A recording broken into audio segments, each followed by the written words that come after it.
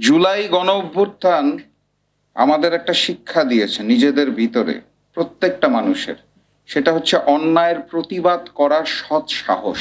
আমাদের বর্তমান সরকার যারা গণভোটকে মানে না, তাদের সাথে যেই সংগঠন আছে সরকারের অংশ, গণ অধিকার পরিষদ, তাদের ছাত্র সংগঠনের সেক্রেটারি এখানে বক্তব্য দিয়ে স্পষ্ট ভাষায় বলে দিয়েছে অন্যায়ের সাথে আমরা নাই। এটাকে বলা হয় হিম্মত, সৎ সাহস। গণভোটকে এই সরকার মানতে চায় না, এটা আমরা সবাই বুঝে গেছি। 70% মানুষ যেই গণভোটে হার পক্ষে বক্তব্য রেখেছে, প্রস্তাবনা দিয়েছে, সমর্থন দিয়েছে, ভালোবাসা জানিয়েছে, ভোটও দিয়েছে, সেই 70%কে এই মুহূর্তে বিএনপি সরকার মানতে চাইছে না। জনাব তারেক রহমান মানতে চাইছে না। প্রসঙ্গ 1, জুলাই গণ অভ্যুত্থান আমাদের একটা শিক্ষা দিয়েছে নিজেদের ভিতরে, প্রত্যেকটা মানুষের। সেটা হচ্ছে অন্যায়ের প্রতিবাদ করার সৎ সাহস।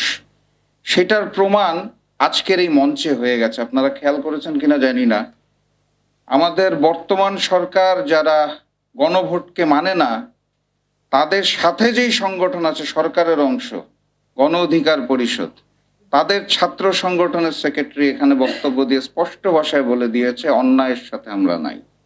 এটাকে বলা হয় হিম্মত, সৎ সাহস। অন্যায়ের বিরুদ্ধে রুখে দাঁড়ানোর যে সাহসটা, যে প্রতিবাদটা, এটা আমাদের আগে ছিল না। এটা আমাদের মধ্যে সৃষ্টি হয়েছে এই জুলাই গণ অভ্যুত্থান থেকে। আমরা এখন প্রতিবাদ করতে জানি, প্রতিরোধ করতে জানি, প্রয়োজনে আবারও রক্ত দিতে জানি। এটা সরকারের জন্য একটা মেসেজ। আজকের এই সমাবেশ থেকে সরকারকে এই মেসেজটা নিতে হবে, না হলে ভবিষ্যতে তাদের জন্য ফ্যাসিস্ট শেখ হাসিনার চেয়েও বাজে পরিণতি আসতে যাচ্ছে।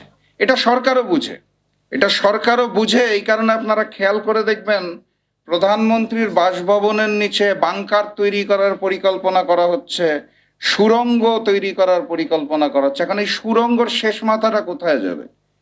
যদি বাংলাদেশের ভূখণ্ডের মধ্যে হয়, তাহলে যেখান দিয়ে সুড়ঙ্গ দিয়ে মাথাটা বের করবেন গর্ত থেকে, সুড়ঙ্গ তো ঢুকবেন তো গুপ্ত হয়ে, ওই গুপ্ত সুড়ঙ্গ থেকে যখন বের হবেন, মাথাটা উঁচু করবেন, বাংলাদেশের সীমানা হলে আবার ওই জনরসেই পড়তে হবে। আর যদি এখন সুড়ঙ্গের মুখ যে দিল্লি বা শিলংয়ে পৌঁছায়, তাহলে কি হবে বলতে পারছি না। সেটা আপনাদের কিসমত ভবিষ্যতে বলে দিবে। সংগ্রামী সাথী এবং বন্ধুগণ, বক্তব্য দেওয়ার কিছু নাই। গণভোটকে এই সরকার মানতে চায় না, এটা আমরা সবাই বুঝে গেছি। 70% মানুষ যেই গণভোটে হার পক্ষে বক্তব্য রেখেছে, প্রস্তাবনা দিয়েছে, সমর্থন দিয়েছে, ভালোবাসা জানিয়েছে, ভোটও দিয়েছে, সেই 70%কে এই মুহূর্তে বিএনপি সরকার মানতে চাইছে না। জনাব তারেক রহমান মানতে চাইছে না। আমি নির্বাচনী প্রচারণার সময় বক্তব্যে বারবার বলতাম লন্ডন থেকে এক মুফতি এসেছে। এটা নিয়ে সবাই আমাকে প্রশ্ন করতো কেন। আমি বলতাম লন্ডন থেকে আসার পর উনি ইসলামের ইতিহাস বিকৃত করা শুরু করেছে, ওনাকে আমি কি নামে ডাকবো? এই কারণে বলি লন্ডনের মুফতি। তারপর দেখলাম উনি আসলে ইসলামের ইতিহাস না, উনি বাংলাদেশের ইতিহাসই পাল্টে দিচ্ছেন। ভূখণ্ডের আমের জায়গায় কাঁঠাল উৎপাদন সৃষ্টি করেছেন, রংপুরের জায়গায় বগুড়া বসায় দিচ্ছেন। এইভাবে করে উনি বাংলাদেশের ইতিহাসও পাল্টে দেওয়া শুরু করলেন। গতকালকে দেখলাম ইসলামের ইতিহাস, বাংলাদেশের ইতিহাস দরকার নাই। জনাব তারেক রহমান নিজের দলের ইতিহাসই তো জানে না। যেই ব্যক্তি নিজের দলের ইতিহাসই জানে না, নিজের দলের নেতাকর্মীকেই জানে না, উনি বাংলাদেশকে কিভাবে জানবে আর বাংলাদেশকে কিভাবে চালাবে? এটা এখন আমাদের প্রশ্ন।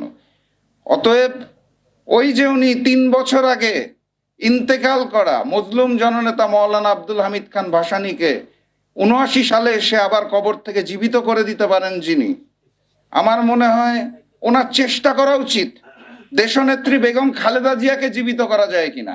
কারণ আমি নিশ্চিত দেশনেত্রী বেগম খালেদা জিয়া যদি কবর থেকে উঠে এসে আরেকবার দাঁড়াতে পারে, উনি এই 72-এর মুজিববাদী সংবিধানকে ছুঁড়ে মারবেন, সাথে সাথে তার কুলাঙ্গার পুত্র বাংলাদেশের মানুষের সাথে বেইমানি করা জনাব তারেক রহমানকেও ছুঁড়ে ফেলবেন। এটা আমি বিশ্বাস করি। আমি আবেদন জানাতে চাই বাংলাদেশের জনগণকে, আজকের যে আলোচনার বিষয়বস্তু করণীয়টা হচ্ছে নতুন গণ অভ্যুত্থান আসতে যাচ্ছে, তার জন্য প্রস্তুতি নিতে হবে। এইটা হচ্ছে আমাদের এখন করণীয়। কারণ দিল্লির পরিকল্পনায় শিলং থেকে ট্রেনিং প্রাপ্ত বাংলাদেশের প্রক্সি প্রধানমন্ত্রী সালাউদ্দিন সাহেবের নির্দেশনায় নতুন বাংলাদেশ চলবে না। কথাবার্তা পরিষ্কার, প্রস্তুতি গ্রহণ করুন, দেখা হবে নতুন গণ অভ্যুত্থানে, দেখা হবে নতুন বিজয়। বিজয়ের পথে যাত্রা শুরু, জীবন অথবা মৃত্যু। আসসালামু আলাইকুম।